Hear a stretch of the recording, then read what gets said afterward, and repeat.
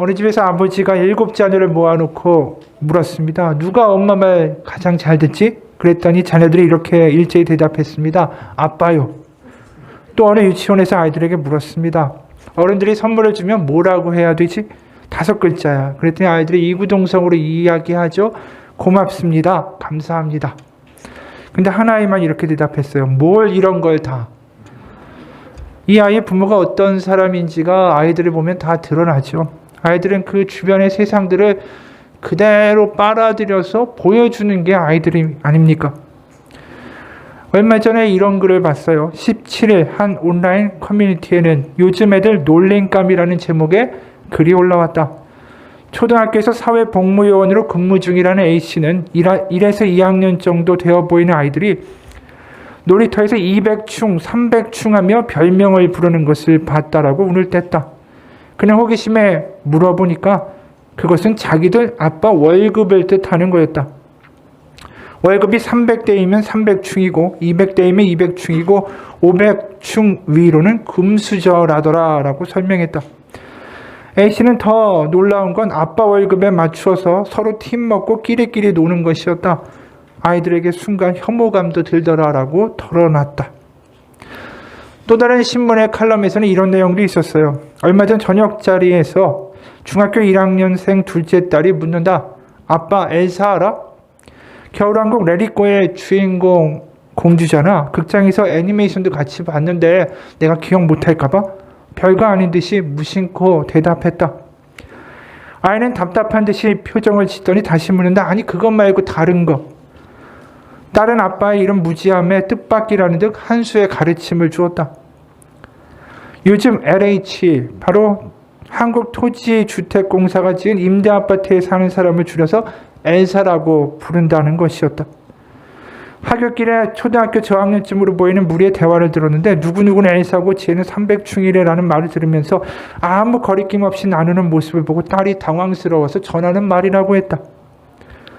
사실 임대아파트 입주자를 낮추어 보는 말로 엘사는 처음이 아니다. 몇 년 전에는 LH 아파트 브랜드인 휴먼시아에 사는 사람을 비하한다는 뜻으로 어린 학생들 사이에서 휴먼시아 거지라는 말이 유행처럼 돌기도 했다. 이야기 들으면 끔찍하죠. 아이들이 왜 이럴까? 아이들이 어떻게 이렇게까지 변했을까? 근데 생각해보면 이게 아이들 탓일까요? 아이들은 세상, 바로 부모가 말하는 걸 그대로 빨아들여서 보여주는 것일 뿐입니다. 아이들이 이런 게 아니라 부모들이 그러고 사니까 아이들이 이런 것이죠. 이 아이들이 앞으로 장차 자라서 살아갈 세상이 어떨지 참 암담합니다. 근데 사실 우리가 살고 있는 세상도 거기에 못지않죠. 세상을 사는 모든 사람들이 더 좋은 브랜드의 아파트에 가고 싶고 더 넓은 평수에 살고 싶고 더 좋은 고급 외제차를 타고 싶고 명품과 명품 가방을 사기를 원하지 않습니까? 인스타그램이나 SNS에 보면 그거 자랑하는 그림과 사진들과 이야기들이 얼마나 많은지 모릅니다. 아이들처럼 노골적으로 그렇게 하진 않아도 어른들이라 다를 바가 없습니다. 이게 세상의 모습이라는 것이죠. 이렇게 자랑질하고 비교하고 내가 더 많이 가졌다라고 서로 이야기하는 세상 가운데서 본능적으로 우리는 한 가지의 생존 기술을 체득하게 되죠. 그게 영어로 말하면 being me라는 겁니다. being me, 내가 큰 나로 세상 가운데 보여지도록 포장하는 거에 익숙해지는 것이죠.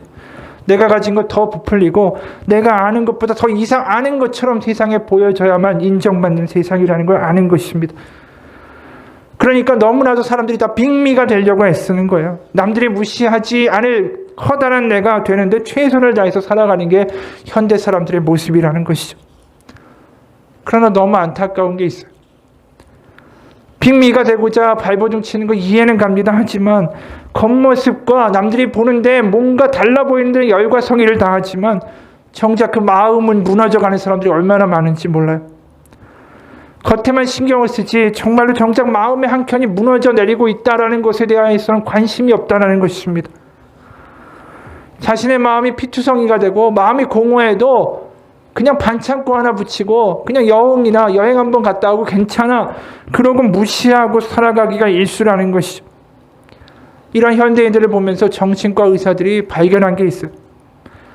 열심히 일하고 정말 최선을 다해서 사람들의 인정도 받고 그래서 다 좋을 것 같은데 그런 사람들 잘 관찰해 보니까 그 마음에 근심과 걱정과 스트레스와 수치심과 자기의심과 혼란이 많은 경우가 너무 많았다라는 거예요.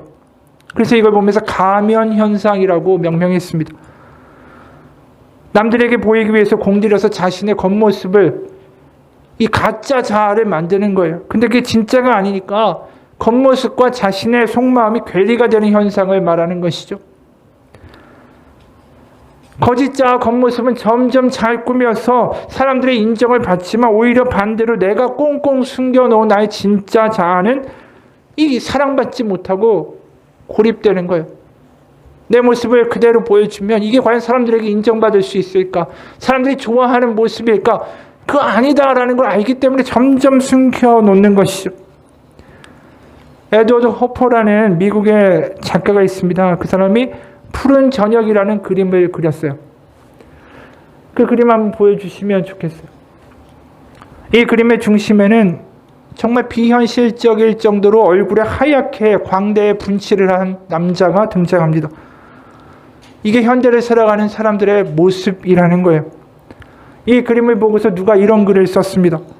모든 인간의 마음속에 드리워진 그림자, 내가 진짜 내가 아닐지도 모른다라는 새하얀 불안감을 가리는 것이 이 광대의 분장이 아닐까.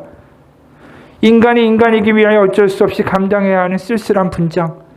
정작 분장을 지워내고 광대 옷을 벗겨내면 무엇이 남을 것인가.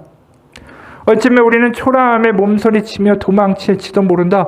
하지만 다시 불안감에 휩싸여서 저 구석에서 정신없이 흰 칠을 얼굴에 바르고 있을지도 모르는 게 우리의 모습이 아닌가. 그렇죠. 겉모습에 자꾸만 신경 쓰다 보니까 겉은 뭔가 꾸미고 있는데 안에는 병들어 가는 경우들이 너무 많다라는 것입니다. 먹고 살기 힘들다라는 이야기로 마음에 대해서는 신경을 끄고 산 지가 점점 오래되어 가고 있는 것이죠. 돈 버는 기계가 되고 마음은 피투성인데 그저 그냥 사라지는 인생, 견디는 인생으로 살아가고 있는 것은 아닌가. 오늘 본문을 보면서 눈에 띄는 부분들이 있었어요. 그냥 한번 얼핏 보면 복음과 전도에 열심을 내자, 정말 예수님 믿고 뜨겁게 전도하자라는 교훈처럼 보이기도 하지만 여기에 굉장히 인상 깊은 대목이 등장하고 있습니다. 그게 19절이에요. 내가 모든 사람에게서 자유로우나 스스로 모든 사람에게 종이 된 것은 더 많은 사람을 얻고자 함이라. 여기서 눈에 띄는 대목은 모든 사람에게 종이 되었다라는 표현이에요. 사도 바울이 내가 그렇게 열심히 복음을 전했다라는 표현이기도 하지만 우리가 생각해보면 이렇게까지 말할 필요가 있었을까? 여기 종이라는 단어가 굉장히 근사하게 표현되어 있지만 원어를 그대로 번역하면 노예라는 뜻이에요. 노예라는 말이 얼마나 충격적인 말이에요. 게다가 한 사람도 아니고 모든 사람의 노예가 되었다라는 표현을 하고 있습니다. 우리 생각해 보세요. 한 사람의 종으로 사는 것도 힘들어요. 우리가 경험하지 않습니까? 회사를 다니면서 직장 상사 하나 때문에도 골머리를 썼고 스트레스가 그렇게 많은데 모든 사람의 종으로 산다라는 게 얼마나 끔찍한 이야기예요. 자영업을 해봐도 우리가 압니다. 고객 만족, 손님 만족, 이 말만큼 이 마음이 힘든 게 없어요. 진상 고객 한 사람 때문에 진이 다 빠지는데 모든 사람의 종이라는 표현이 얼마나 이게 힘든 말이에요. 사도 바울이 스스로 모든 사람의 종이 되었다. 이 말이 과연 어떻게 가능한 이야기일까? 그런 생각이 든다라는 것이죠. 그는 그 이야기를 좀 더 풀어서 20절 이하에 설명합니다. 20절입니다. 유대인들에게 내가 유대인과 같이 된 것은 유대인들을 얻고자 하며 율법 아래 있는 자들에게는 내가 율법 아래 있지 아니하나 율법 아래 있는 자 같이 된 것은 율법 아래 있는 자들을 얻고자 하며. 말은 복잡하죠. 단순하게 정리하면 사도율법은 율법, 특히 그 당시 할례나 정결법이나 어떤 절기나 유대인들이 지키고 있는 이런 것들을 철저하게 거부합니다. 이제 필요 없다라는 거죠. 복음의 시대니까. 근데 유대인들이 그것을 고집하고 있을 때 자신이 그들에게 그 모든 걸 맞춰준다라는 거예요. 종이라는 것이죠. 자신의 주장이 중요한 게 아니라 손님과 고객과 상대의 취향에도 맞춰주는 거, 내가 거기에 맞춰주면서 산다라는 거예요. 21절은 또 이렇게 말씀하죠. 율법 없는 자에게는 내가 하나님께는 율법 없는 자가 아니요 도리어 그리스도의 율법 아래에 있는 자이나 율법 없는 자와 같이 된 것은 율법 없는 자들을 얻고자 함이라. 이야기를 단순하게 만들면 율법이 없는 자들이 누굽니까? 이방인이죠. 이방인들에게 자신이 하나님의 말씀이 분명히 있고 그리스도의 그 명령이 있지만 그럼에도 불구하고 그걸 다 뒤로하고 이방인들 같이 같은 모습으로 어울려 주었다라는 것이죠. 마치 목사님이 그 잘 안 믿는 사람들한테 같이 어울리려고 술집 가서 같이 어울렸다라는 이야기하고 똑같은 거예요. 그래 22절에 말씀합니다. 약한 자들에게는 내가 약한 자와 같이 된 것은 약한 자들을 얻고자 하며 내가 여러 사람에게 여러 모습이 된 것은 아무쪼록 몇 사람이라도 구원하고자 함이니. 사도 바울이 그 당시에 유명한 랍비였던 가말리엘의 제자였고요. 그 다음에 베냐민 지파였고요. 게다가 남자였고요. 더 중요한 건 로마 시민이었어요. 그런데 그 당시에 가장 약한 자라고 하면 누굴까요? 뭐 노비가 될 수도 있고 비천한 신분의 사람들이 있을 거 아니에요. 그럼 그런 사람들에게 맞추어서 자신의 가지고 있는 거 다 뒤로 하고 아무것도 아닌 사람처럼 같이 지냈다라는 것입니다. 이 이야기를 읽으면서 이게 은혜가 될 수도 있지만 한편으로 이런 생각이 들어요. 야, 이게 카멜레온도 아니고 저기 가서는 저런 척하고 여기서는 이런 척하고 모든 사람의 비위를 다 맞춰주면 모든 사람이 좋아는 하겠지만 이게 얼마나 힘든 일일까? 이렇게 살면 그 사람의 마음과 속사람이 온전할 수 있을까? 이렇게 다 맞추다 보면 나중에 집에 와서 야, 이거 너무 힘들다.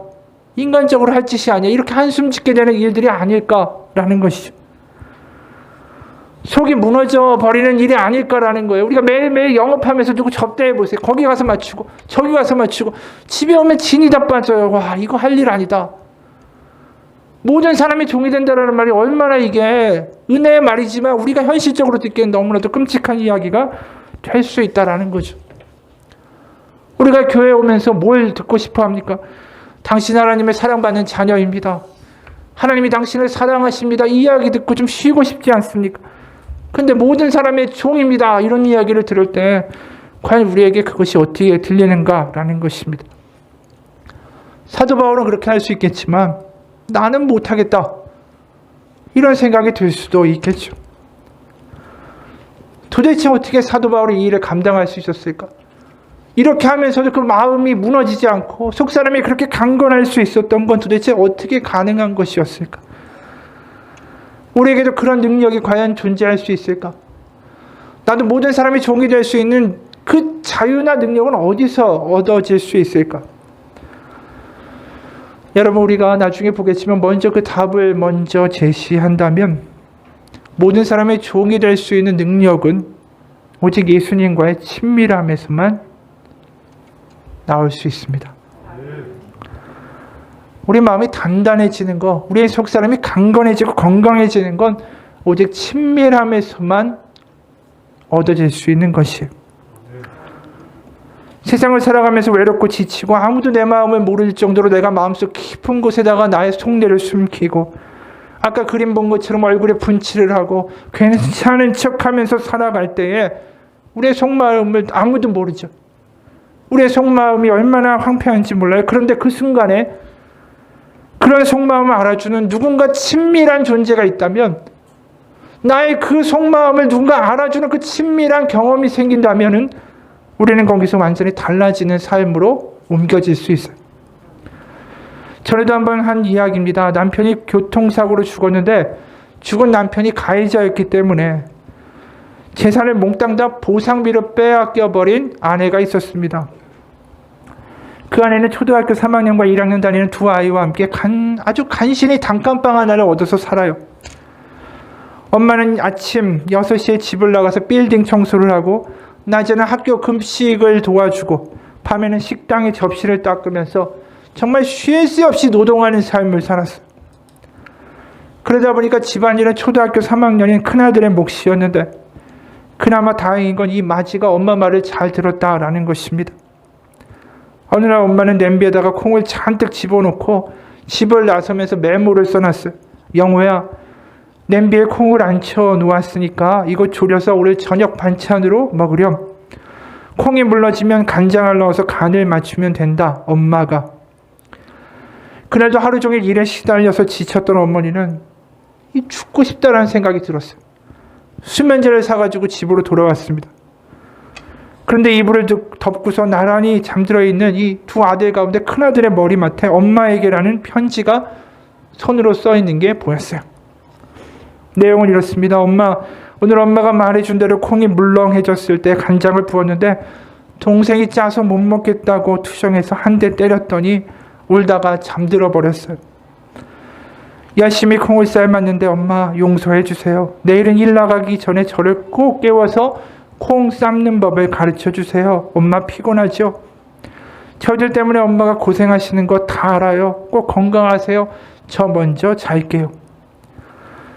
엄마가 자살하려고 했는데 이 초등학교 3학년밖에 되지 않는 이 어린 아들이 엄마 말 잘 듣겠다. 열심히 살겠다.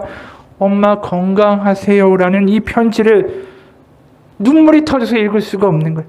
그리고 수면제를 다 버리고 큰아들이 만든 콩자반을 너무 짜서 작은 아들이 못 먹겠다고 투정하던 그 콩자반을 눈물 범벅이 된 채 먹었다라고 합니다. 이 엄마의 숨겨진 마음을 알아줬던 그 큰아들의 편지 하나가, 그 친밀한 경험이, 자신의 마음을 알아주는 이 아들의 이야기가 이 엄마에게 산소호흡기가 된 거예요.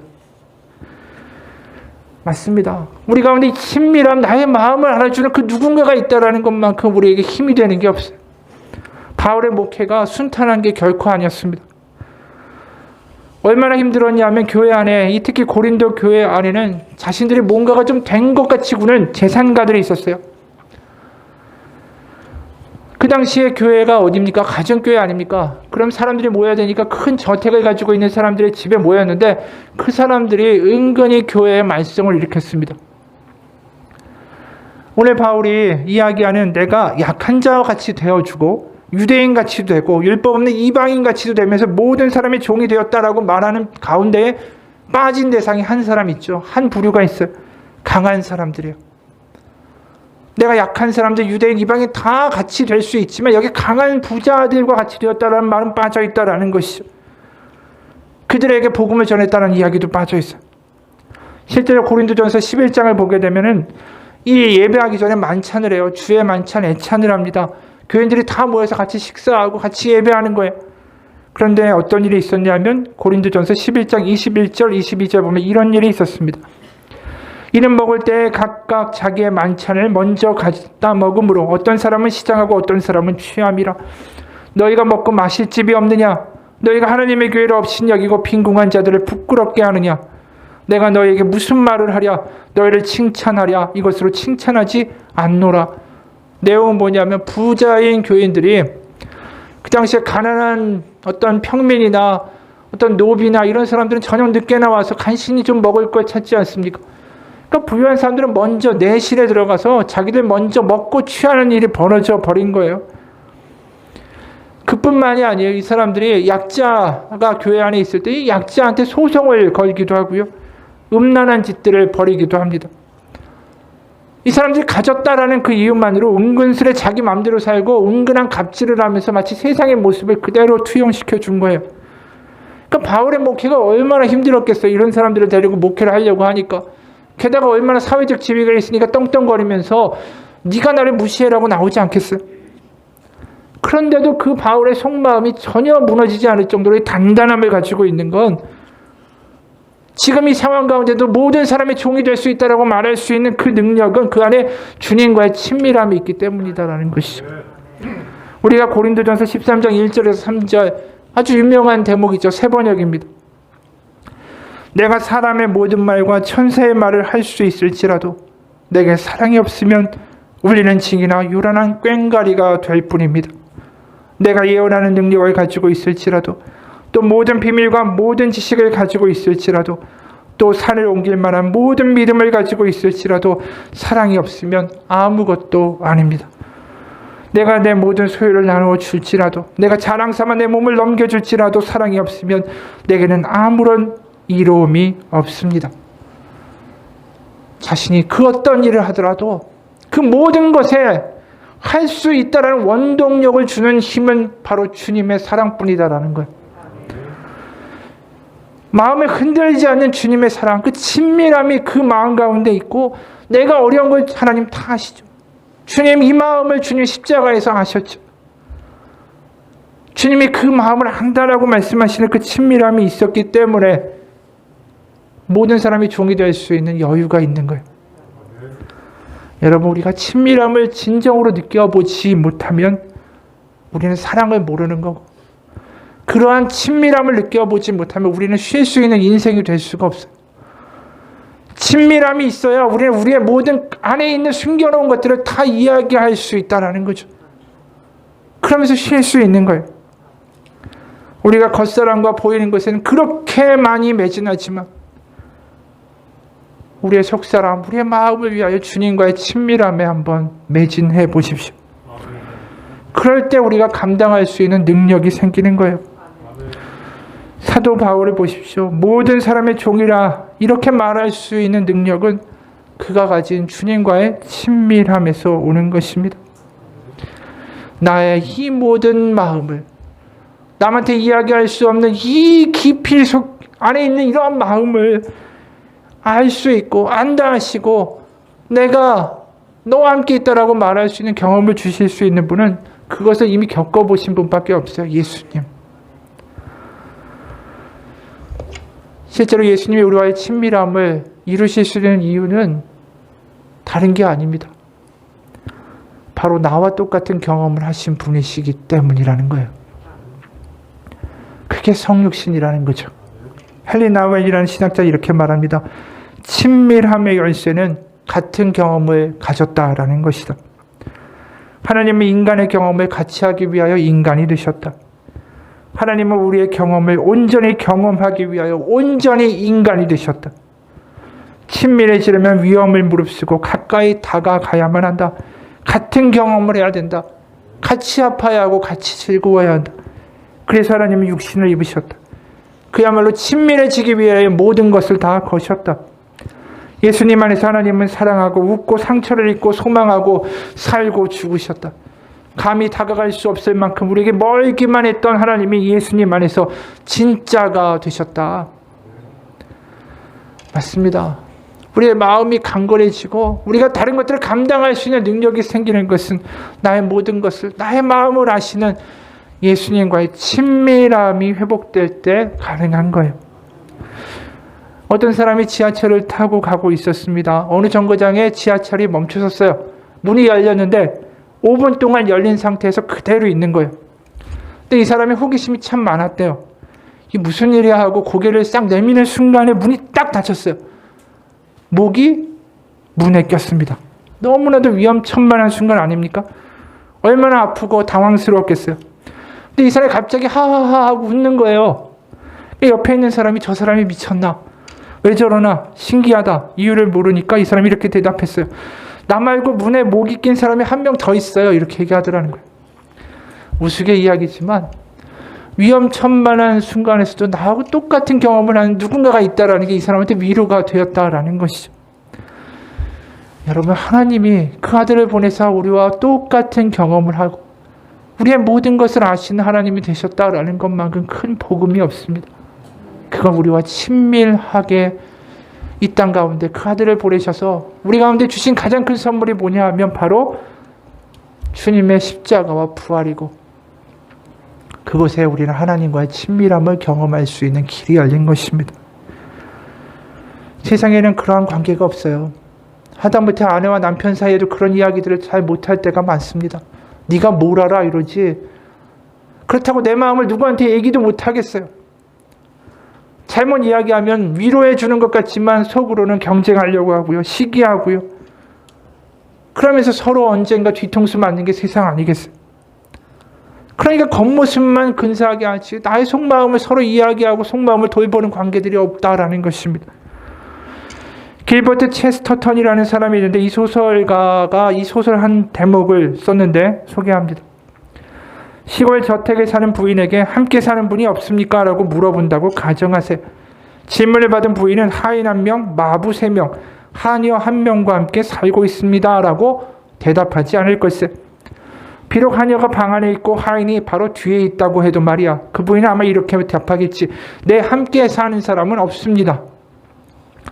여기서 말하는 아무도 없다가 이 사건에서 아무도 없다 했어요. 하지만 어떤 의사가 전염병을 조사하면서 함께 지내는 분이 있습니까? 라고 묻는다면 이 부인은 하녀와 하인, 그 밖에 모든 사람을 기억해 낼 걸세.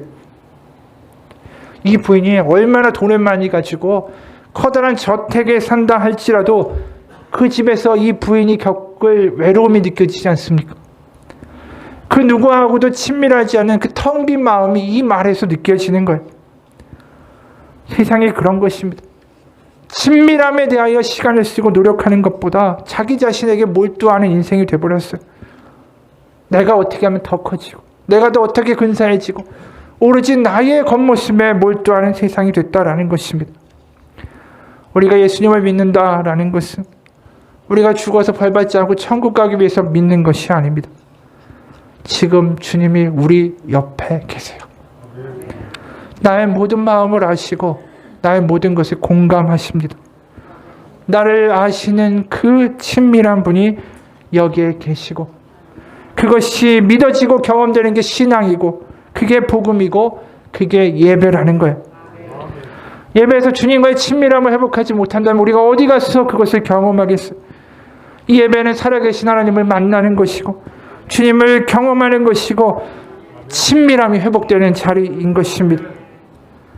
그렇게 친밀함이 회복되고 속마음 가운데 위로가 있고 회복된 사람들이 모든 사람의 종이 될 수 있는 힘이 생기는 것입니다. 상대를 섬기고 받아줄 수 있는 마음이 생기는 것이고, 그 사람이 그래서 가는 곳마다 하나님의 나라가 나타날 수밖에 없다라는 것입니다. 오늘 본문 16절 17절에서 이렇게 말씀해요. 내가 복음을 전할지라도 자랑할 것이 없음은 내가 부득불할 일임이니라. 만일 복음을 전하지 아니하면 내게 화가 있을 것이로다.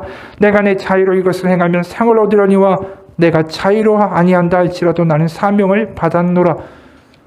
내가 복음을 전해야 된다. 전하지 않으면 화가 있을 거다. 어떻게 보면 무서운 식으로 이야기를 하죠. 그런데 이 말씀을 고린도후서 5장 14절에 보면 바울이 다르게 표현하고 있다는 걸 보게 돼요. 고린도후서 5장 14절에 바울은 이 똑같은 경험을 이런 식으로 표현합니다. 그리스도의 사랑이 우리를 강권하시는도다. 자신이 모든 사람의 종이 되어서 이렇게 부득불 복음을 전할 수밖에 없는 것은 바로 그리스도의 사랑이 나를 강권하시기 때문이다라는 것이죠. 그만큼 주님이 친밀하게 느껴지는 거예요. 그 안에 주님이 너무 살아계시는 게 느껴지니까 내가 이렇게 할 수밖에 없다라고 이야기한다라는 것이죠. 우리가 교회에서 일을 하든 일터에서 일을 하든 가정에서 뭔가 일을 하든 간에 주님의 친밀한 가운데서 그 일을 감당해내지 않는다면 결국 그것은 내 열심이고 내 힘이고 내 의지고, 그러다 보니까 어느 순간 억울하기도 하고 지칠 수밖에 없다라는 것입니다. 주님과 친밀함을 회복하는 것이 결국은 능력입니다.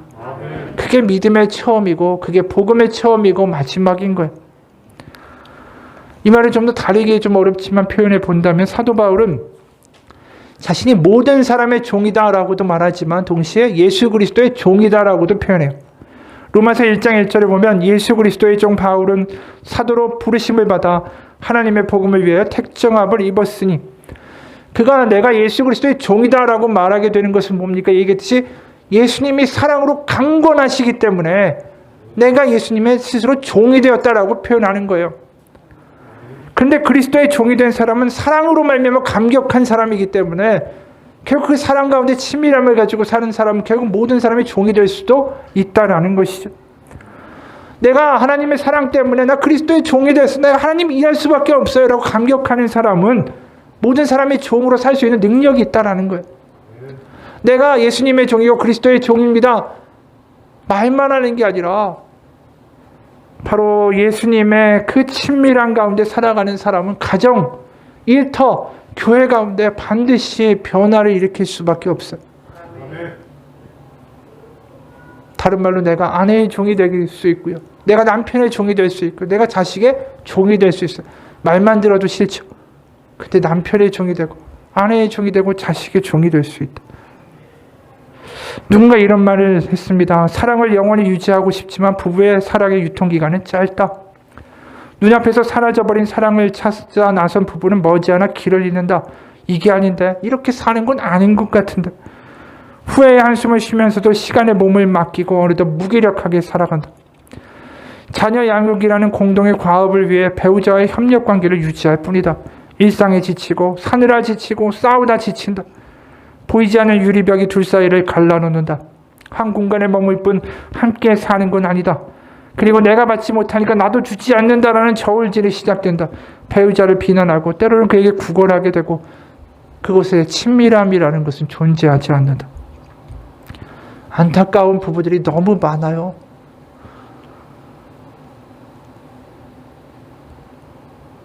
이런 모습을 깨부술 수 있는 유일한 길은 내가 먼저 섬기는 종이 돼서 상대방의 필요를 채워주고 상대방을 이해하려고 할 때 가능한 거예요. 그것은 내가 제일 먼저 해야 될 게 뭔지를 가르쳐주는 거죠. 내가 주님과의 친밀한 관계, 복음이 무엇인지를 경험하는 사람이 먼저 되어야 된다라는 거예요. 복음은 다른 게 아닙니다. 주님이 우리 가운데 오셨다라는 거예요. 우리와 같이 되셨고 나를 아시고 나와 친밀하신 하나님이 되었다. 그것이 성령을 통해 우리 가운데 경험된다. 이게 복음이라는 것입니다. 그러면 가정이 달라지고요. 교회가 달라질 수밖에 없어요. 이곳에 주님과 친밀한 사람들이 가득하다면 우리 예배 가운데 주님과 친밀함이 우리 가운데 회복되고 그것이 너무 느껴지는 삶이 된다면 우리가 가는 곳마다 변화가 일어날 수밖에 없습니다. 19세기 말에 토마스 헉슬리라는 무신론자가 있었대요. 이 사람은 다윈의 진화론을 옹호한 과학자였고 나중에는 무신론에서 이제 불가지론이라는 입장으로 자기의 입장을 바꾼 사람이기도 했습니다. 어찌됐든 간에 무신론자였어요. 이 사람이 한 무리의 어떤 사람들과 아주 명사들과 시골을 여행하다가 주일이 돼서 대부분의 다른 사람들이 교회에 갈 준비를 하는 것을 보게 됩니다. 그리고 한 사람한테 물어요. 예수가 도대체 누구이기에 여행길에도 굳이 예배하러 갑니까?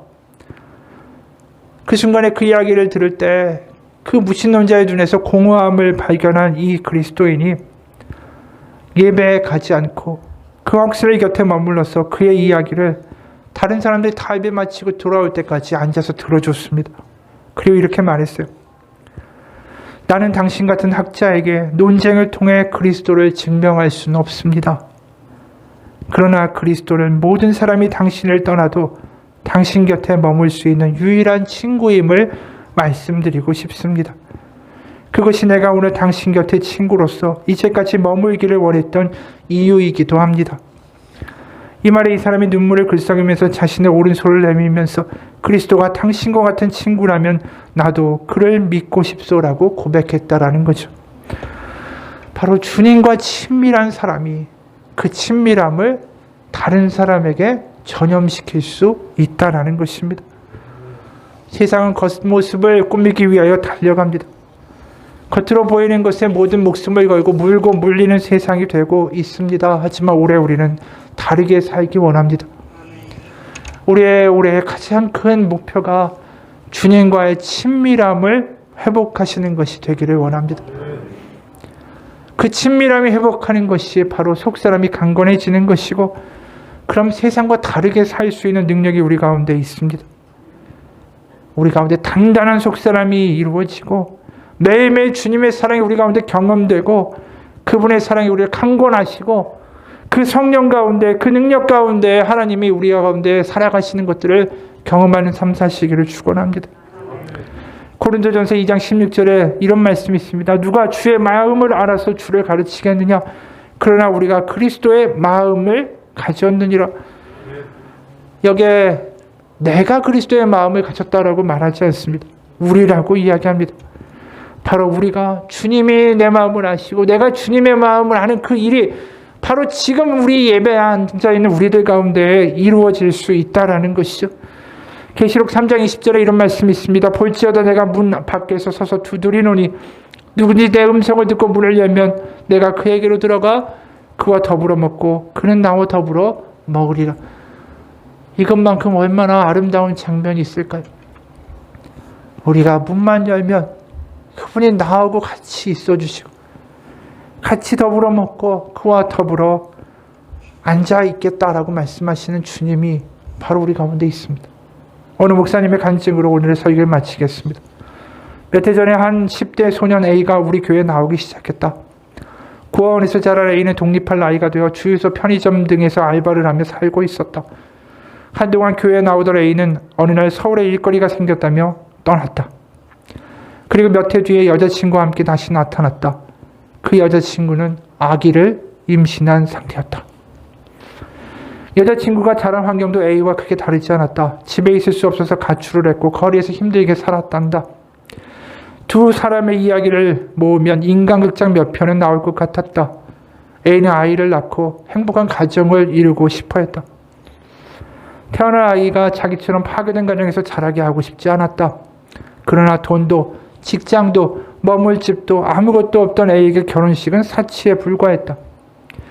가족이 함께 살 방 하나도 구하기가 어려웠다. 그냥 혼인신고를 하고 대충 살 방 하나를 구해보겠노라고 했다. 근데 마음에 걸렸다. 결혼을 하고 아이도 낳았는데 아무런 축복도 받지 못하다니 이건 아니었다. A도 그의 여자친구도 하나님의 형상으로 지음받은 존귀한 존재며 축복받을 자였다. 정말로 알려주고 싶었다. 그들을 향한 하나님의 뜻을. 그들이 소중하고 의미 있는 존재이며 축복받은 존재라는 사실을 교회 중직들에게 이야기했다. 우리가 결혼식을 올려줍시다. 검소하게 신혼여행도 갈 수 있게 해주고 작은 집도 구해줍시다. 하나님의 형상으로 지음받은 존재 자체가 중요한 사람들이 아닙니까? 많은 교회분들이 동참해 주었다. 생각보다 많은 헌금이 모였고 교회에서 성대하지는 않아도 의미 있는 결혼식을 올렸다. 가족, 친구 아무도 참석할 사람이 없었지만 결혼식이 시작되자 사람들이 하나둘 모이기 시작했다. 이 아이들을 축복하고 싶은 교회의 형제 자매들이었다. 예식장은 예배처럼 교인들로 가득 찼다. 주례를 시작했다. 두 사람은 존귀한 존재입니다. 말을 시작하자마자 목이 메고 눈시울이 뜨거워졌다. 나도 울고 신랑도 울고 교인들도 모두 울고 있었다. 교회 안에 성령님의 임재가 가득했다. 너는 존귀한 존재다. 하나님이 그렇게 말씀하고 계셨다. 이 목사님의 이야기를 읽으면서 세상 가운데 정말 아무것도 아닌 그런 청년들 아니에요. 부부죠. 사람들은 관심 하나 안 줄 수 있는 사람들이에요. 그런데 교회 안에서 그 결혼식 자리에서 모인 교인들이 이 신랑과 신부의 모두 가족이 되어준 것 아닙니까? 바로 하나님과 친밀함을 가진 사람들은 주변 가운데 그 친밀함을 전염시킬 수 있는 능력들이 생기는 거예요. 그곳에 하나님이 같이 계시고 그곳에 하나님이 친밀하게 그 모든 사이 가운데 함께 하시는 것들을 경험하게 된다는 것입니다. 예수님과의 친밀한 가정을 이루고 예수님과의 친밀한 공동체를 이루고 그 친밀함의 복이 우리의 삶에 이루어지기를 축원합니다. 주님이 우리 곁에 계십니다. 임마누엘 하나님, 바로 예수님, 그것이 복음입니다. 내게로 와라. 내가 여기 있다. 내가 너를 한다. 라고 말씀하시는 그 예수님의 음성에 매일매일 나아가 예수님 앞에 우리의 모든 마음을 쏟아놓고 그분과 함께 살아가는 한 해 되시기를 주님의 이름으로 축원합니다. 같이 기도하겠습니다. 하나님 아버지, 주일에만 경험하는 예수 그리스도가 아닙니다. 주님은 우리가 문만 열면 더불어 같이 먹고 같이 있으리라고 말씀하시는 예수님입니다. 그분은 모든 우리의 경험을 다 하신 분이며 우리를 안다라고 말하실 수 있는 하나님입니다.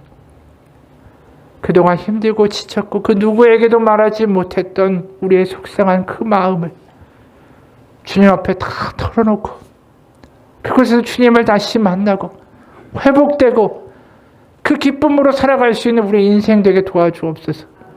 마음이 지치고 힘들고 상처났지만 괜찮아라고 그냥 겉모습 괜찮다라 그렇게 살아가는, 덮고 살아가는 인생이 아니라 주님과의 친밀한 가운데 우리의 속사람이 강건케 되는 복음의 능력을 경험하는 우리의 삶이 되게 도와주옵소서. 예수님 이름 받들어 기도합니다. 아멘. 우리 같이 기도합시다.